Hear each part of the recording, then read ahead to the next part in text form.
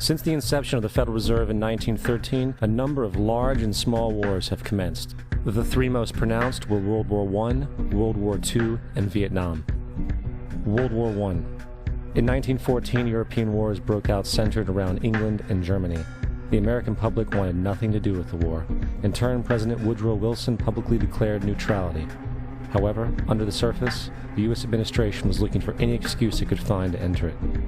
In a noted observation by Secretary of State William Jennings, the large banking interests were deeply interested in the World War because of the wide opportunities for large profits.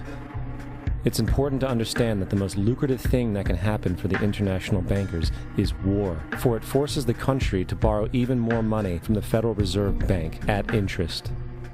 Woodrow Wilson's top advisor and mentor was Colonel Edward House, a man with intimate connections with the international bankers who wanted in the war. In a documented conversation between Colonel House, Wilson's advisor, and Sir Edward Grey, the Foreign Secretary of England, regarding how to get America into the war, Grey inquired, "What will Americans do if Germans sink an ocean liner with American passengers on board?" House responded, "I believe that a flame of indignation would sweep the United States, and that by itself would be sufficient to carry us into war." So, on May 7, 1915, on essentially the suggestion of Sir Edward Grey, a ship called the Lusitania was deliberately sent into German-controlled waters where German military vessels were known to be. And, as expected, German U-boats torpedoed the ship, exploding stored ammunition, killing 1,200 people. To further understand the deliberate nature of this setup, the German embassy actually put advertisements in the New York Times telling people that if they boarded the Lusitania, they did so at their own risk, as such a ship sailing from America to England through the war zone would be liable to destruction.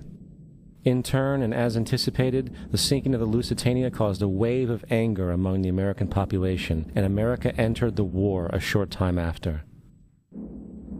The First World War caused 323,000 American deaths. J.D. Rockefeller made $200 million off of it. Not to mention the war cost about $30 billion for America, most of which was borrowed from the Federal Reserve Bank at interest, furthering the profits of the international bankers. World War II. On December 7, 1941, Japan attacked the American fleet at Pearl Harbor, triggering our entry into that war. President Franklin D. Roosevelt declared the attack was a day that will live in infamy. A day of infamy indeed, but not because of the alleged surprise attack on Pearl Harbor. After 60 years of surfacing information, it is clear that not only was the attack on Pearl Harbor known weeks in advance, it was outright wanted and provoked. Roosevelt, whose family had been New York bankers since the 18th century, whose uncle Frederick was on the original Federal Reserve Board, was very sympathetic to the interests of the international bankers, and the interest was to enter the war, as we've seen, nothing is more profitable for international bankers than war. In a journal entry by Roosevelt's Secretary of War Henry Stimson, dated November 25, 1941, he documented a conversation he had with Roosevelt. The question was, how should we maneuver them into firing the first shot? It was desirable to make sure the Japanese be the ones to do this, so that there should remain no doubt as to who were the aggressors. In the months leading up to the attack on Pearl Harbor, Roosevelt had done almost everything in his power to anger the Japanese, showing a posture of aggression. He halted all of Japan's imports of American petroleum. He froze all the Japanese assets in the United States. He made public loans to nationalist China and supplied military aid to the British, both enemies of Japan in the war, which, by the way, is completely in violation of international war rules. And on December 4th, 3 days before the attack, Australian intelligence told Roosevelt about a Japanese task force moving towards Pearl Harbor. Roosevelt ignored it. So, as hoped and allowed, on December 7, 1941, Japan attacked Pearl Harbor, killing 2,400 soldiers.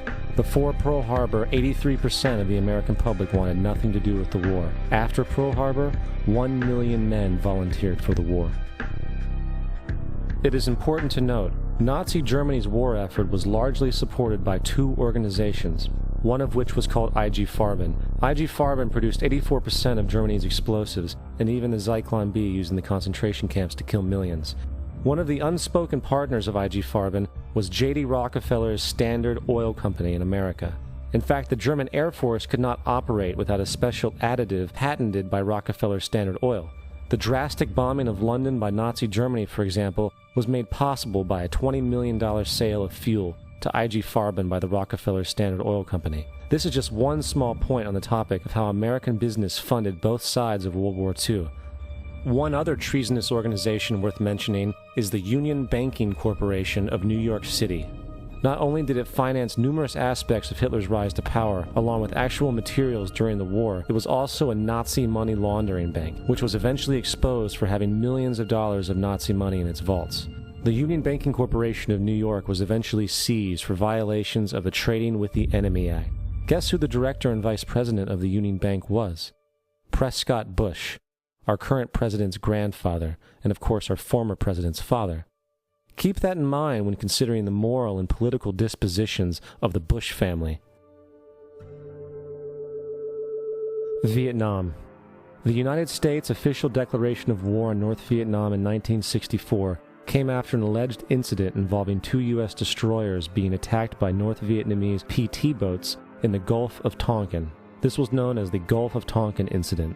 This single situation was the catalytic pretext for massive troop deployment and full-fledged warfare. One problem, however: the attack on the U.S. destroyers by Vietnamese PT boats never happened. It was a completely staged event to have an excuse to enter the war. Former Secretary of Defense Robert McNamara stated years later that the Gulf of Tonkin incident was a mistake, while many other insiders and officers have come forward, relaying that it was a contrived farce, a complete lie. Once in the war, it was business as usual. In October 1966, President Lyndon Johnson lifted trading restrictions on the Soviet bloc, knowing full well that the Soviets were providing upwards of 80% of North Vietnam's war supplies. Consequently, Rockefeller interests financed factories in the Soviet Union, which the Soviets used to manufacture military equipment and send it to North Vietnam. However, the funding of both sides of this conflict was only one side of the coin. In 1985, Vietnam's rules of engagement were declassified. This detailed what American troops were and were not allowed to do in the war. It included absurdities like North Vietnamese anti-aircraft missile systems could not be bombed until they were known to be fully operational. No enemy could be pursued once they crossed the border of Laos or Cambodia. And most revealing of all, the most critical strategic targets were not allowed to be attacked unless initiated by high military officials. Apart from these imposed ludicrous limitations, North Vietnam was informed of these restrictions and therefore could base entire strategies around the limitations of the American forces. This is why the war went on so long. And the bottom line is this: the Vietnam War was never meant to be won, just sustained. This war for profit resulted in 58,000 American deaths and 3 million dead Vietnamese. So, where are we now? September 11th was the jumpstart for what is now an accelerated agenda by the ruthless elite. It was a staged war pretext no different than the sinking of the Lusitania, the provoking of Pearl Harbor, and the Gulf of Tonkin lie. In fact, if 9/11 wasn't a planned war pretext, it would be an exception to the rule. It has been used to launch 2 unprovoked illegal wars, one against Iraq and one against Afghanistan. However, 9/11 was a pretext for another war as well, the war against you. The Patriot Act, Homeland Security, the Military Tribunals Act, and other legislations are all completely and entirely designed to destroy your civil liberties and limit your ability to fight back against what is coming.